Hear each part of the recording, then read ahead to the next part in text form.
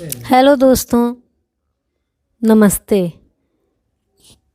मैं आपको कहानी सुनाने जा रही हूँ। चलिए सुनते हैं। एक दुष्ट जादूगरनी थी। उसके घर के सामने एक बड़ा सा बाग था। बाग में बहुत सारे फूल लगे हुए थे। एक महिला उस घर के आगे से होकर जा रही थी। उसने सुंदर गुलाब देखे। उसने सोचा कि मंदिर में चढ़ाने के लिए एक फूल तोड़ लिया जाए। लेकिन जैसे ही उसने फूल तोड़ने के लिए हाथ बढ़ाया, जादूगरनी आ गई। वह चिल्लाकर बोली, रुक जा मूर्ख महिला, तूने मेरे फूल को छुआ है। यहाँ किसी को भी मेरे फूल को छूने की आज्ञा नहीं है। तेरी इस गलती की सज़ा तुझे ज़रूर मिलेगी। मैं तुझे भी गुलाब का फूल बनाती हूँ। यह कहकर जादूगरनी ने इशारा किया। वह महिला घबराकर रोने लगी। वह बोली, मुझे माफ़ कर दो, मुझसे बहुत बड़ी भूल हो गई। मेरे ऊपर दया करो, मुझे फूल मत बनाओ। उसका रोना सुनकर जादूगरनी ने कहा, मैंने एक बार जो कह दिया वह तो होकर ही रहेगा।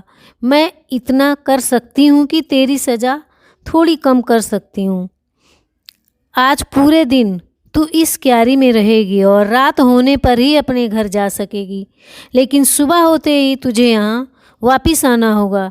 यदि ऐसा नहीं हुआ तो तू अपने घर ही एक फूल बन जाएगी। इसलिए सुबह होते ही यहाँ आ जाना। हाँ, अगर तुझे किसी ने यहाँ फूलों में से पहचान लिया तो मेरा जादू टूट जाएगा और तू हमेशा के लिए जा सकेगी।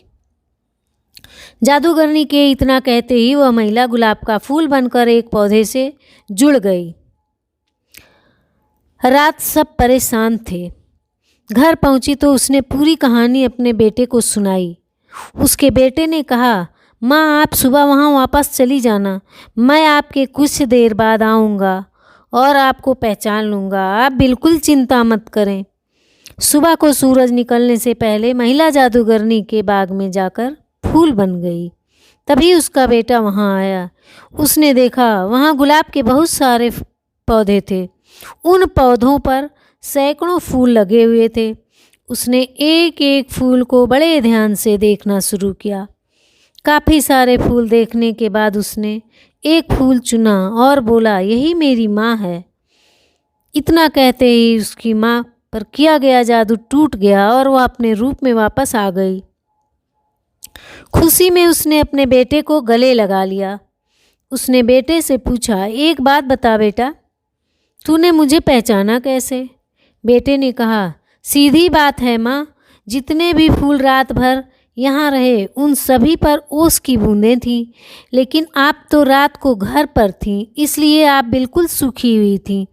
मैंने आपको आसानी से पहचान लिया। अपने बेटे की बुद्धिमानी देखकर माँ को बहुत खुशी हुई।